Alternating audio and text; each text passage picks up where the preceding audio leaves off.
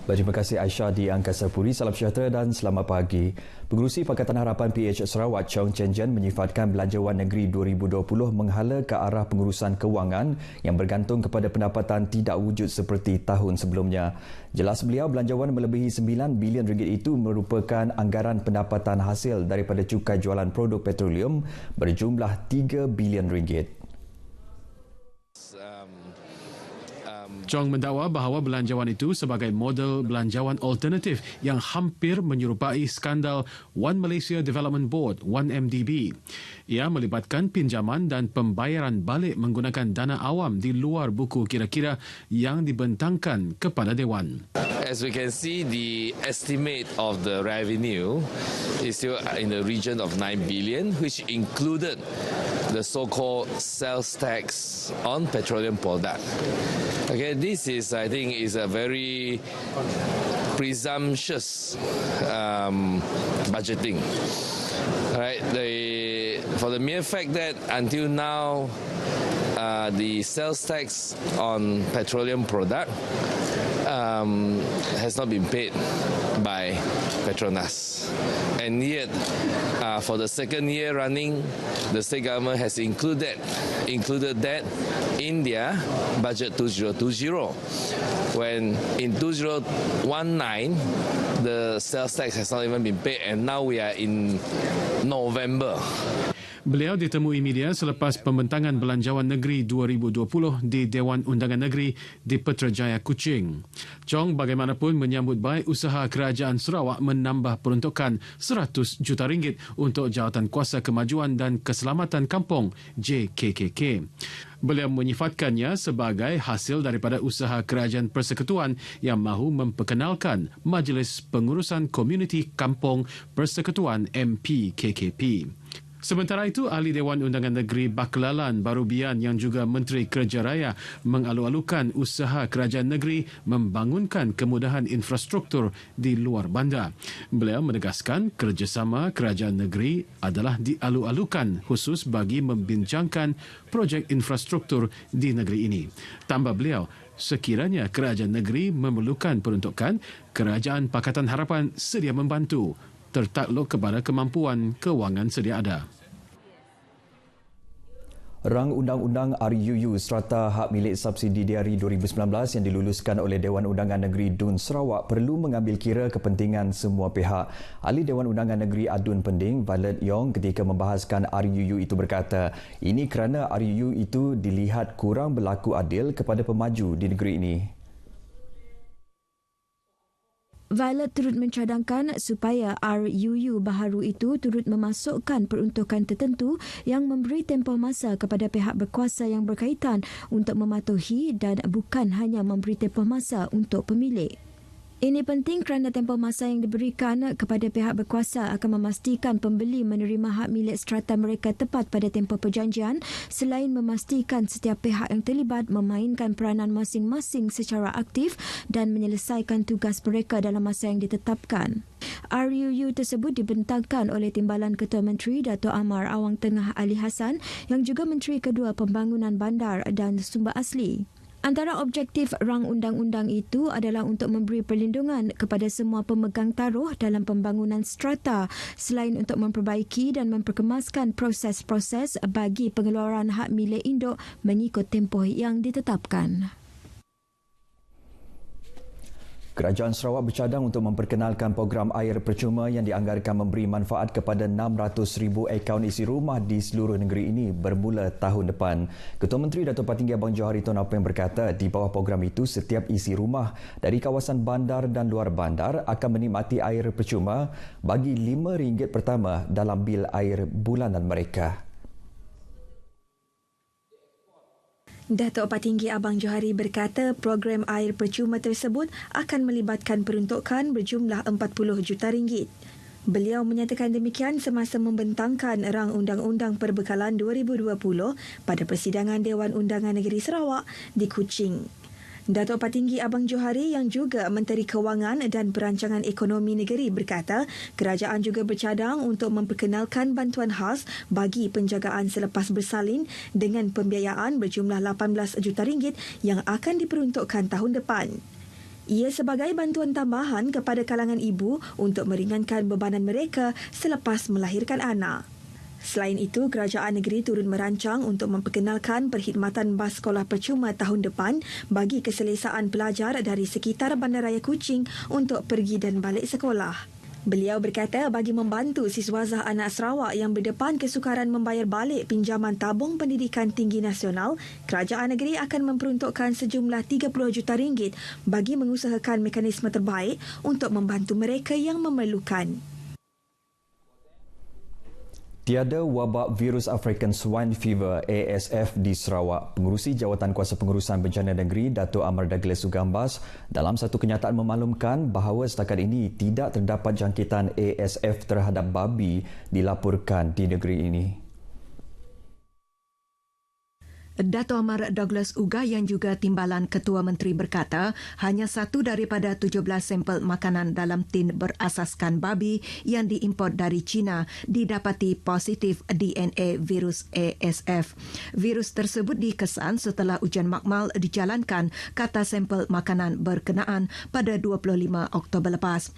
Namun demikian, pengesanan virus DNA ASF dalam makanan tin tersebut tidak mengubah status bebas ASF Sarawak. Dato' Amar Douglas Uga juga memaklumkan negeri ini telah menguatkuasa larangan pengimportan babi dan produk babi dari negara yang dijangkiti ASF termasuk makanan dalam tin dari China dan 168 jenama produk yang terjejas telah dikeluarkan dari pasaran. Setakat ini Jabatan Perkhidmatan Veterina Sarawak telah merampas 220 kg produk haiwan di pintu masuk negeri ini dan jabatan berkenaan akan terus menguatkuasa Ordinan Kesihatan Awam Veterina 1999 bagi memastikan babi dan produk babi yang diimport adalah dari negara yang bebas ASF. Golongan belia di Sarawak digalakkan untuk mengikuti program Sistem Latihan Dual Nasional SLDN dalam usaha mempertingkatkan kemahiran dalam kesenian, pentadbiran dan operasi organisasi. Pengerusi Perbadanan Pembangunan Ekonomi Sarawak SEDC, Tan Sri Dato' Amar Abdul Aziz Hussein berkata, kejayaan graduan yang mengikuti program tersebut jelas membuktikan program latihan kemahiran sudah mencapai tahap yang tinggi selaras dengan keperluan negara mencapai status negara maju. Tan Sri Abdul Aziz menyatakan demikian ketika berucap dalam Majlis Convocation SLDN kali keempat di Kuching. Dalam pada itu, beliau memuji usaha Kampung Budaya Sarawak yang berganding bahu dengan Pusat Latihan Kemahiran dalam mempelbagaikan program kemahiran belia. Jelasnya, pengambilan terbaru peranti Sistem Latihan Dual Nasional Kampung Budaya Sarawak bagi sesi November akan dibuka pada 15 November ini. Kita akan mulakan program kita pada tahun depan dan pengambilan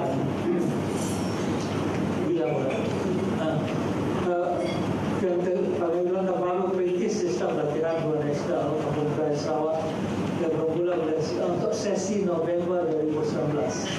Jadi November adalah bulan November. Jadi sebenarnya tarikh pemasukan ialah 15 Mac tahun 2019. Tarikh pemasukan sepatutnya 15 November tahun 2019. Latihan tersebut membabitkan kursus persembahan tarian tradisional, koordinasi muzik tradisional, persembahan muzik tradisional dan produksi audio. Jabatan Kemajuan Masyarakat Kemas Sarawak menyasarkan pada tahun 2021 setiap guru tabika dan taska memiliki kelayakan akademik sekurang-kurangnya peringkat diploma. Pengarah Kemas Negeri Sarawak Muhammad Zamri Mustajab berkata ia merupakan usaha Kemas dalam meningkatkan kualiti para guru di jabatan tersebut. Mana kita bertarget by 2021 sekarang guru-guru tersebut sedang menjalani latihan melalui KDC dah, khusus dalam cuti dah, untuk mendapat diploma. Dan kita harap pada tahun 2021 semua guru-guru ataupun pemaju masyarakat tadi akan mendapat diploma lah. Beliau ditemui pemberita selepas merasmikan Majlis Apresiasi Kanak-Kanak Taska dan Tabika Kemas Parlimen Limbang di Dewan Bunga Raya Limbang. Muhammad Zamri berkata berdepan dengan revolusi industri 4.0, Kemas tidak ketinggalan dalam mentransformasikan pendidikan yang cemerlang dalam penggunaan modul pembelajarannya. di mana sejajar dengan pendidikan abad ke-21 ni kemas tidak tertinggalan lah dengan menggunakan modul STREAM STREAM merujuk kepada sains, teknologi, religious, engineering, arts dan juga matematik lah. Seramai 169 kanak-kanak taska dan tabika kemas telah diraikan dan 35 pelajar telah menerima anugerah pelajar cemerlang. Lebih 100 orang murid di Sekolah Kebangsaan St. John di Ulu Layar bahagian Betong kini dapat belajar dengan selesa apabila beberapa kemudahan di sekolah mereka termasuk asrama telah dinaik taraf menerusi program tanggungjawab sosial korporat CSR Petronas bersama 2 rakan niaganya. Wartawan Rosita Ampung mempunyai laporannya. Sebelum ini, murid yang tinggal di asrama hanya tidur di lantai beralaskan tikar getah dan tilam. Malah mereka hanya mempunyai almari kayu lama untuk menyimpan pakaian dan barangan peribadi. Namun kini, suasana itu berubah dengan kehadiran Petronas melalui anak syarikatnya Malaysia LNG Sendirian Berhad bersama rakan niaganya yang tampil menaik taraf kemudahan di sekolah ini. Menurut sukarelawan CSR Petronas yang menyertai program ini, Adriel Ringkai Dennis, projek tersebut hanya mengambil masa 5 minggu untuk disiapkan. Petronas turut menyumbang beberapa unit komputer, bahan bacaan, alat siaraya dan lain-lain peralatan bagi kegunaan aktiviti pengajaran dan pembelajaran. Sempena majlis perasmian program CSR ini, Yayasan Petronas turut mengagihkan beg sekolah baharu dan alat tulis kepada murid-murid untuk persediaan sesi persekolahan 2020.